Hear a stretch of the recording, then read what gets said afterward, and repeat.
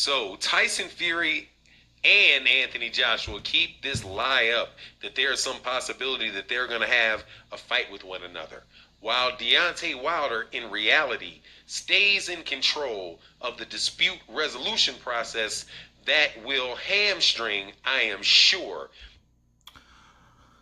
Wow. Those are the words of Fanon, the member of the LDBC. And you know, I was going to leave those cats alone for just a minute because, I have other things to do. But by popular demand from you guys wanted me to counterpunch that. You guys wanted me to give you my take on this particular video by Fanon. And again, I don't disagree on every single thing, but a lot of the shit, including this one. Now, Fanon claims that Joshua and Tyson Fury continue to lie about making a fight. Contracts, preliminary contracts, contract researches, contract examinations are in play right now with Bob Arum as well as Eddie Hearn. So, according to Fanon, he says Tyson Fury and Anthony Joshua keep acting like the fight is a lock. It may be, but most likely it's not.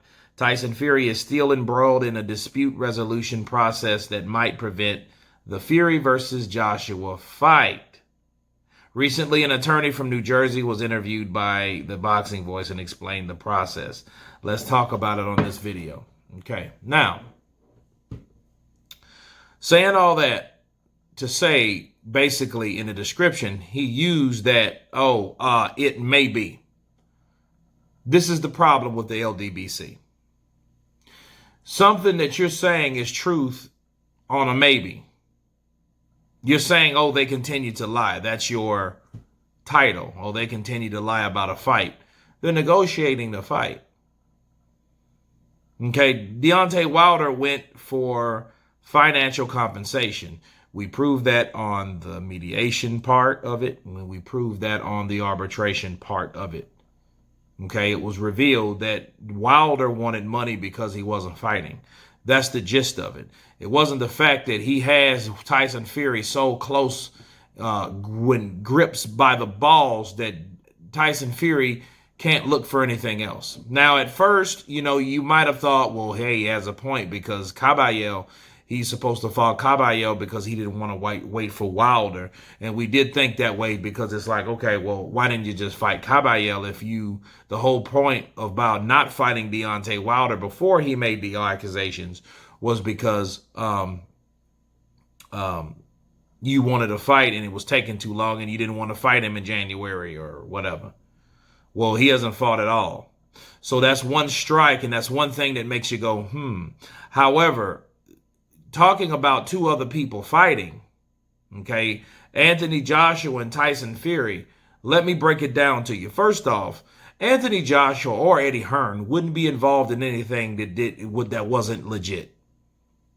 Okay, you know what I'm saying? Like, those dudes do not play that type of game.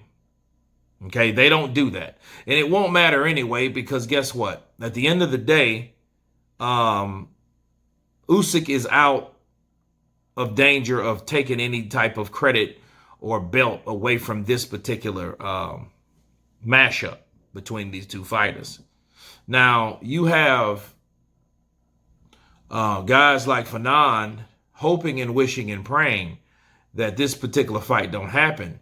That's fine and dandy, but don't claim it as truth.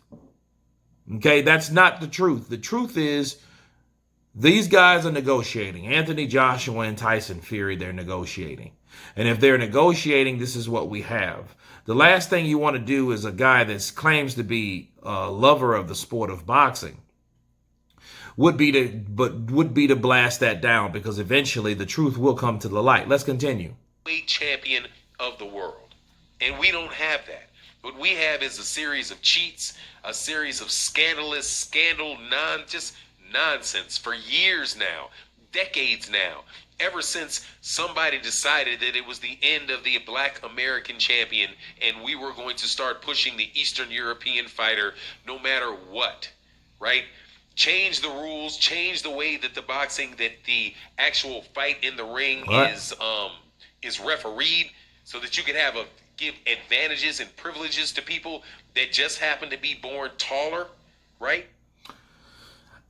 Okay, I know what he's getting at about the referee, but the Eastern European thing, okay, Tyson Fury is not a fucking Eastern European. He needs to know what geography means. The UK is not in Eastern Europe. It's called Eastern Europe for a fucking reason. Okay, East Europe is technically Asia, Eurasia. Okay, so that's not the thing you would define Tyson Fury as. He's a fucking traveler. Okay, he's not from Kazakhstan or Russia. Okay, or any of those places in Eastern Europe. Just like Fanon is not from the Caribbean as far as I know. He's American as far as I know.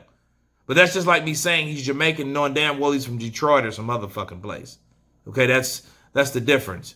And he's trying to pin that on, well, the narrative is these guys are trying to push the Eastern European fighters. You know what? That was true once upon a time, and it was true with who? HBO, Jim Lampley,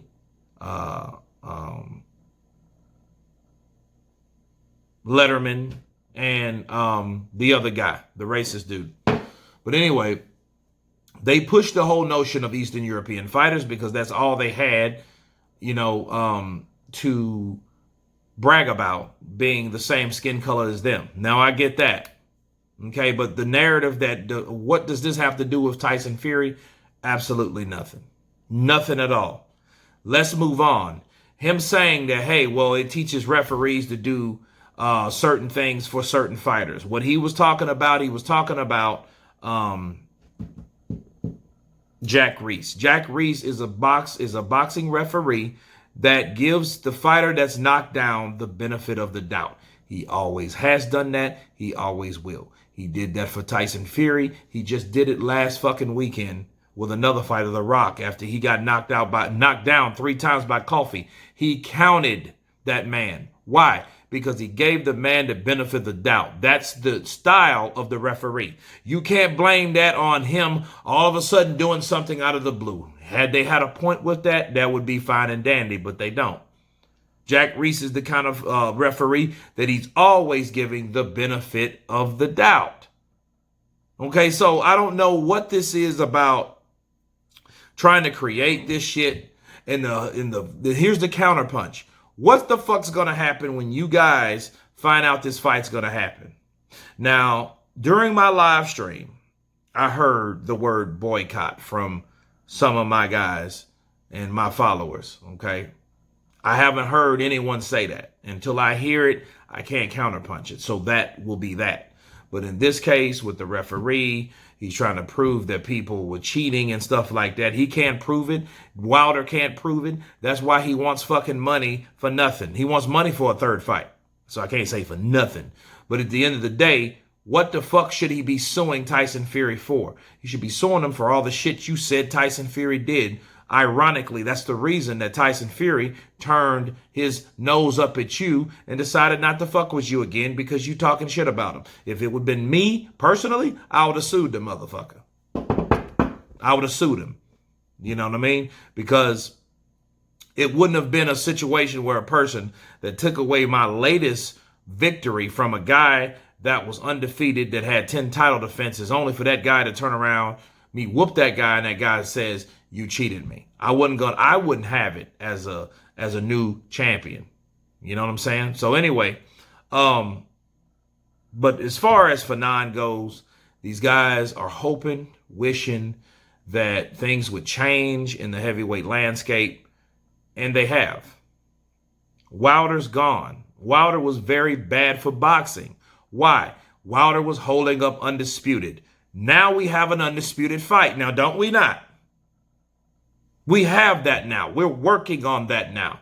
Even though these guys don't want it to happen because they know in deep in their hearts that Deontay Wilder did not want Undisputed, and they didn't even care if he had Undisputed or not. They just wanted a black American champion because they're black Americans and because they're biased. That's all. Nothing more, nothing less.